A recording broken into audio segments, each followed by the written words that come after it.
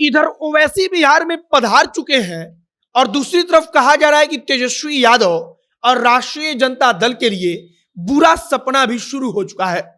ओवैसी ने इस बार इतना तगड़ा दिमाग लगाया है कि इसके आगे तेजस्वी यादव का पस्त होना निश्चित हो चुका है। क्योंकि आप इस बात को समझिए कि ओवैसी यहां पर कोई एक जनसभा करने नहीं आए हैं, बल्कि सीमांचल के इलाके में वे पद यात्रा कर रहे हैं और पद यात्रा के साथ साथ गांव गांव में घूमकर मुसलमानों से बातचीत करेंगे। और ओवैसी का यह अंदाज सीमांचल में जब आम मुसलमान देखेगा तो जो मुसलमान कल तक ओवैसी को सिर्फ टीवी पर देखकर अपना वोट उनकी पार्टी को दे रहा था और वहां पर उनकी पार्टी का विधायक बना रहा था, उस मुसलमान के दिल में यह ख्याल आएगा कि ओवैसी तो अपने घर का लड़का है, क्योंकि वह हमारे बीच में आकर बैठता है।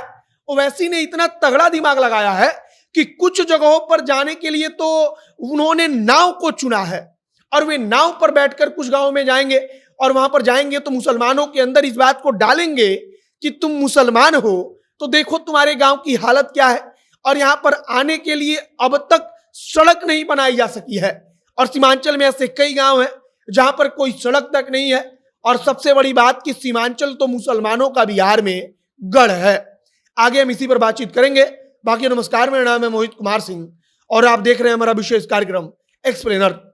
स्ट्रीट लर्निंग एजुकेशन लेकर आए हैं ऑनलाइन टेस्ट सीरीज के लिए हजारों क्यूरेटेड सवाल।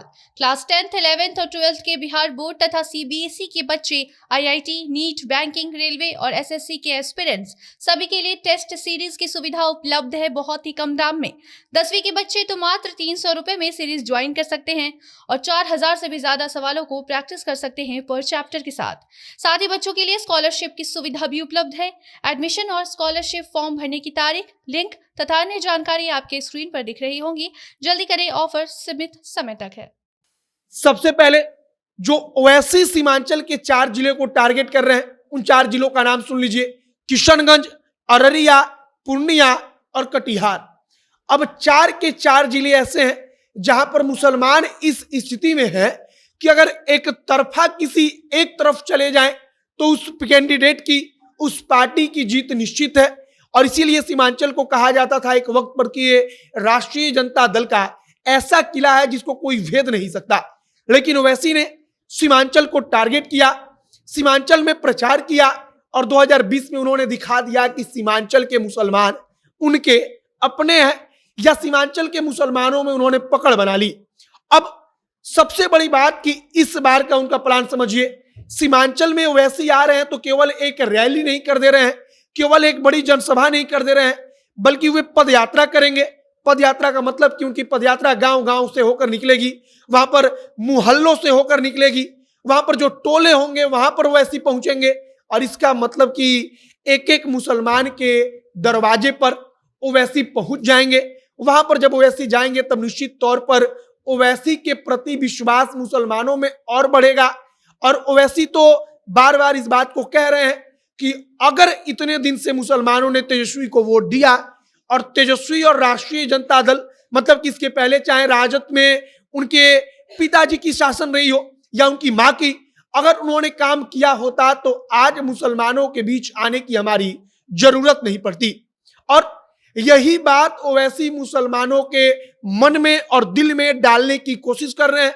अब इस बात को समझिए कि आज के दौर में खुलकर मुसलमानों के लिए राष्ट्रीय जनता दल भी कुछ नहीं बोलती है और इसका प्रभाव यह पड़ता है कि ओवैसी जब वहां पर जाएंगे, खुलकर मुसलमानों के लिए बोलेंगे, खुलकर मुसलमानों के प्रति अपना प्यार दिखाएंगे, तब मुसलमानों के मन में भी आएगा कि आखिरकार अगर खुलकर यह आदमी हमारे लिए बोल रहा है तो इस आदमी के लिए हम लोग भी काम करें। और सीमांचल में पिछली बार यानी कि 2020 के विधानसभा चुनाव में हुआ यही था कि वहां पर ओवैसी पहुंचे थे। ओवैसी की पार्टी ने सीमांचल में 5 विधायक जिता लिए, जो कि अपने आप में बहुत बड़ी बात थी।